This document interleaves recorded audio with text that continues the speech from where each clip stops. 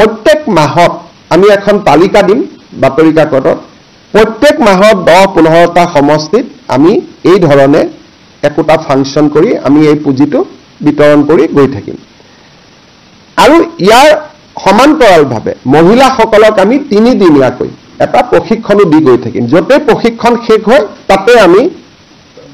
আপোনালোকে ক'ব পাৰে যে 10টা সমষ্টি কেনেকৈ নিৰ্বাচিত হ'ব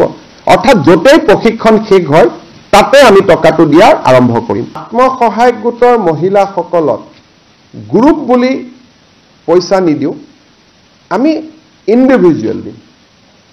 তাৰমানে 10 গৰাকী মেম্বাৰ থাকিলে 10 গৰাকীকে আমি ইন্ডিভিজুৱেলি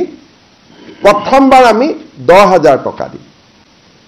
10,000 টকাটোৰ উপযুক্ত ব্যৱহাৰ যেতিয়া তেওঁলোকে কৰিব পাৰে দ্বিতীয়বাৰ আমি তেওঁলোকক 25,000 টকা দিম হল যে আমাৰ 36 লাখ মেম্বাৰ আছে আমি 36 লাখকে দিম নেকি তেতিয়ালে এই স্কিমটো তাৰ কাৰণেহে মুকলি যাৰ সন্তান 3টাতকৈ বেছি নহয় 29 লাখ মহিলা নিৰ্বাচিত হ'ল কিন্তু এই 29 লাখ মহিলাৰ ভিতৰতো কোনোবা সৰকাৰী কৰ্মচাৰীৰ পত্নী আছে কোনোবা হয়তো ঠিকাদাৰৰ ল'ৰা ছোৱালীৰ পত্নী আছে কোনোবাই হয়তো নামটো আছে গ্ৰুপত কিন্তু কাম কৰাৰ বাবে আগ্ৰহ নাই গতিকে এই ফাইনেল পৰ্যায়ৰ সিলেকশনটো এতিয়া আৰম্ভ হৈছে যত 29 লাখৰ পৰা আমি 26-27 লাখ মহিলা চূড়ান্তভাৱে নিৰ্বাচিত হ'ব 31 মাৰ্চ তাৰিখৰ ভিতৰত যেহেতু বাজেট 1 এপ্ৰিলৰ পৰা আৰম্ভ হ'ব 31 মাৰ্চৰ ভিতৰত আমি 29 লাখৰ পৰা ফাইনেল যেটো চেকিং সৰকাৰী কৰ্মচাৰীৰ পত্নী সৰকাৰী কৰ্মচাৰীও তৃতীয় আৰু চতুৰ্থ শ্ৰেণীটো আমি লব দিছো যে তৃতীয় আৰু চতুৰ্থ শ্ৰেণী যদি হয় তেওঁলোকে লক কোনো আপত্তি নাই দ্বিতীয় আৰু প্ৰথম শ্ৰেণীক আমি মাইনাস কৰিছো ঘৰত যদি বাস ট্ৰেক্টৰ আছে সেইটো আমি মাইনাস কৰিছো তিনিচকীয়া বাহন আমি মাইনাস কৰা নাই চাৰিচকীয়া বাহন মাইনাস কৰিছো এনেকে খুব লিবাৰেল সিস্টেমেদি আমি 29 লাখৰ পৰা কিমান কমে আমি চাম হয়তো 1 লাখো কমিব পাৰে 1.5 লাখো কমিব পাৰে হয়তো 50,000ও কমিব পাৰে কিন্তু যিয়ে নহওক কিয় 31 মাৰ্চত এই তালিকাখন আমি সমাপ্ত কৰিম ফাইনালি আমি আপলোড কৰিম যে এইখনে হিতাধিকাৰীৰ তালিকা 31 মাৰ্চটো খালি যাব আমিও ব্যস্ত থাকিম 1 এপ্ৰিল তাৰিখৰ পৰা নতুন বাজেট আৰম্ভ হ'ব